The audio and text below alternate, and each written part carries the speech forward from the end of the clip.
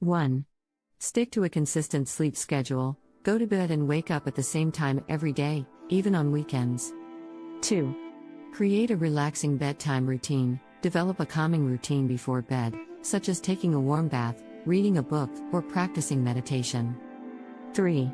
Exercise regularly. Physical activity during the day can help improve sleep quality, but avoid intense workouts too close to bedtime. 4.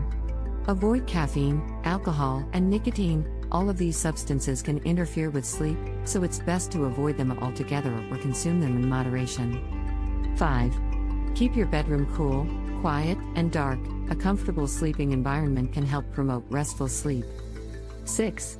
Invest in a comfortable mattress and pillows. A supportive and comfortable sleeping surface can make a big difference in how well you sleep. 7. Avoid eating a large meal or drinking too much before bed. Eating a heavy meal or consuming too much liquid before bed can make it difficult to sleep. 8. Use relaxation techniques. Techniques like deep breathing, progressive muscle relaxation, and visualization can help calm the mind and prepare the body for sleep. 9. Don't use electronic devices before bed.